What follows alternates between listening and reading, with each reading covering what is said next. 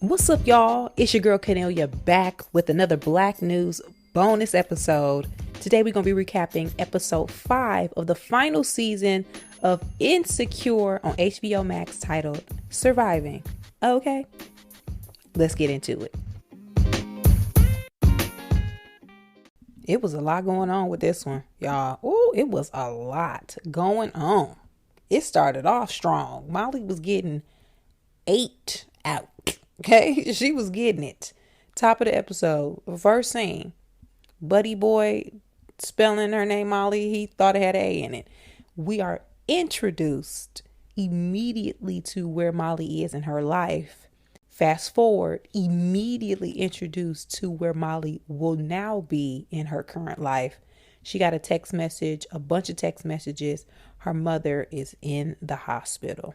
So we're immediately at the scene where she's there with her siblings, her father. It's a lot going on. She still got her sexy dress on from the night before.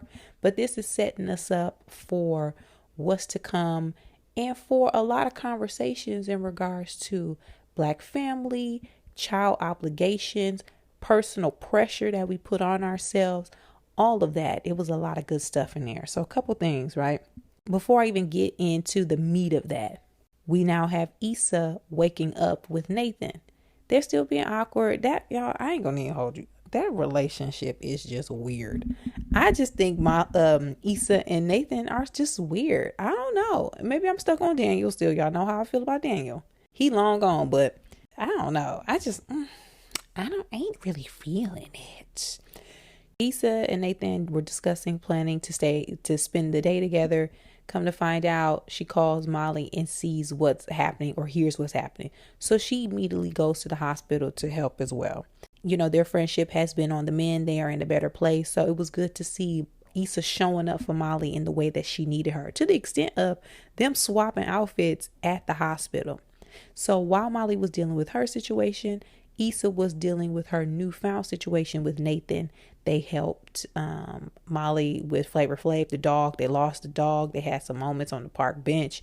Issa accidentally, or maybe purposely, said that she loved Nathan. He ain't say nothing back. There was a whole dynamic with that. But we are taken to specific moments within those two's relationship where one, Nathan has a FaceTime meeting with Issa's mom. Shout out to Wendy Raquel Robinson. I love me some Wendy Raquel Robinson. We do not give her enough credit, enough shine. She don't have enough opportunities for me. She just don't. I be so happy when I see her. She be killing it in everything she does. So, you know, love it when she is on this show because, again, she's playing Issa's mother. She even had the jokes when she saw Nathan talking about, oh, you Steph Curry with it. You know, he got them light eyes like Steph Curry. I can see there's a resemblance. But he introduced himself as Issa's boyfriend. So they're now tapped into that aspect of their little weird relationship, child. Ooh, it's just so weird to me. But whatever. You like it, I love it. But going back to Molly, because a lot of Molly's storyline in this episode relates to, again, a lot of what Black people are dealing with in their family. First, Molly has a job. Molly is not the leader of the family when it comes to the kids, but it seems she's the most responsible. And when you take on that role, that's a lot to carry. And for Black women, y'all know how we do. We act like we can do everything and we can handle everything. In this case, Molly gets a call from work asking where her deliverables are. And instead of Molly saying, listen, my mother's in the hospital, she goes, oh, I can handle it. When do you need it? Even though we visibly see that was difficult for her, but to what extent? Black women, one, stop doing that. We cannot handle everything. We cannot take on everything. It is not our responsibility to shoulder all of the responsibilities that the world throws at us. We can't pass the buck and say, you know what, I can't do that. So I'm glad they're showing Molly in this light because that's relatable content. We be doing it, I be doing that, and we need to stop doing that. Two, we see how Molly's family, her parents in particular, do not have their affairs in order. She had a stroke before we found this out. Molly's mom and dad thought it was best to not tell the children. Black parents are notorious for being secretive And it could be a generational thing, right? Because when I say Black parents, I'm talking about baby boomers and back. Gen X and younger, we are the spirit of hell. We be oversharing. We gonna tell you all the business. We want to know all the business. We want to do all the research. We gonna do all of the digging. But for some reason, that baby boomer and back, those are the generations of don't ask, don't tell, don't say nothing, don't ask no questions. We don't want to talk about it. Let's keep secrets. So Molly and her siblings felt away when they found out her mom dealt with something like this in the past. Because as Molly said, if I don't know what's going on, how can I help you? And coming from the standpoint of someone with parents who are aging, it's kind of cruel when you leave the kids out. Because again, if something go down, we need to know. We're gonna be the ones that have to help. So tell us, keep us in the loop. But her parents never finished their estate planning. We saw earlier episodes this season where Molly was on them. And of course, a lot of TV shows do this thing where they don't show you something without bringing it back. They drop nuggets for a reason. So when we saw the initial conversation about planning an estate and her mom had it written in pencil, that was giving us a clue that, this is going to be a thing. But the fact that the parents never finished it and now we are in this situation, it calls to discussion. Why do we do that? Why do Black people do that? Is there a fear with aging and Black people that if we address what's to come in death, that it's going to make it more real, that it's going to happen faster? Are we scared to have the conversation? Do older Black people or even current day Black people feel like estate planning and wills aren't our thing because historically Black people, we got straight out of slavery, didn't have much? Some Black families did, but is it that idea of we don't have nothing, so why we need to do that? That's for white people. Is that what it is? Because I have been I've had this conversation with the parent, and I just don't understand it. So I'm wondering if it's just that fear of, I'm going to have to address it.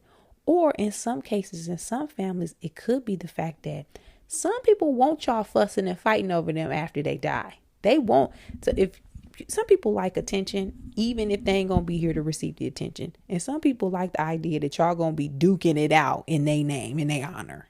It's however messy it sounds. Some people are that way. But I really don't understand why we're still here. Even if it's just beyond like an estate, we need to start having conversations with friends and family about directives. If something happens to you in the hospital, do you want to be resuscitated? How many times? If you are in a vegetative state, what do you want to happen? Do you want to be in a home? Do you want to be taken off life support? What if somebody has to be your primary caregiver, who do you want it to be? Do you want a home nurse? Do you have the finances to take care of that? How are we going to pay for this? These conversations need to happen. And Black people need to cut the shit. Okay? They need to cut the shit. So for the sake of this family, in this family, I mean Molly's, we will see what happens, because it sounds like Molly's mother is going to be dealing with some form of paralysis. And that is a level of care that is going to affect the entire family. So I'm really glad that they addressed this in this episode, because we, as a community, we need to talk about this. Okay? Pull your parents to the side and ask them what they got. Are their affairs in order? And if it's not, help them. But the other main point of this episode, we see at the end, Issa roaming around the hospital, going to, I think she was going to the vending machine or somewhere. I didn't catch where she was going. But she sees Condola and Lawrence with the new baby. She sees them for the first time together. Since that baby has been born, probably a year. It's been a year. So she probably hasn't seen Lawrence in a year. And when she finally does see him, she see him with that baby. Oh. Whew. So he's at the hospital. She saw him. She runs behind the wall. That's the same thing I would have done. She eventually comes back and says, hey, and talks to them. I wouldn't have done it. She better than me. I would not have done it. that is not enough reaction time for me to gather my thoughts and have something to say, or to just be able to process what is going on in that moment. I don't work quick enough for that. I need a beat. Okay. I have to have a breather. But Issa takes that moment, probably had that talk with herself, and then speaks. Now, Lawrence sees her before Condola does. And he sees Issa walking away. So there's some hesitancy on both their parts because they both lost in this relationship, right? She lost him. He lost her. He gained a family that he didn't even ask for. But that's how it goes, right? You ain't wearing a condom, you gonna have a family, playboy. But they both, in that moment, I'm sure, were unprepared, shocked, taken aback, nervous, traumatized, all in one. Then from Condola's perspective, she and Issa had that working relationship. If y'all remember, she and Lawrence had a relationship that ended because they just didn't want the same thing. She then got pregnant. They had their beef, her and Lawrence, trying to figure things out. And then she also lost that friendship with Issa because they got back together. So she is in a weird, awkward situation as well. And with the new baby, she's a new mom. So this is all around just, the mess. And it's setting us up for what's to come with that relationship. Honestly, like I said before, I think Lawrence had to move back. He has to come back. If you want to be in your child life, you can't do long distance like that unless you want to be a weekend dad, and that ain't with a new baby child. You got to be there. The baby need to be burped. Okay. Burp him. So I'm wondering what change this will spark in those three in their relationship with each other, or if Issa will continue to move forward with Nathan, or will this jeopardize that situation? We will see. My prediction is that they will not get back together, but that's a long-term prediction. We're only now going into episode 6, and it's a 10-episode season, so we only got a couple more weeks to wait. We'll see. What are you guys' predictions? 1, 2. Talk to your family and friends about get their affairs in order, their estate, trust, all of that. Talk to them. 3. I think I'm on number 3. Black women, we don't have to do everything. We don't have to take everything on. We don't have to be responsible for everything and everybody. We don't have to carry that weight alone. We can pass things off. We can let things be what they gonna be, and we can let people be who they gonna be, and let people show up for you, or ask people to show up for you and see what happens. We don't have to carry this weight, y'all. Black women, we need to release ourselves from that shackle. So I'm saying that for myself and for y'all, the Black News listeners. All right. Let me know your predictions. Hit me up on social media at Kennelia and let me know your thoughts. Let's chit chat.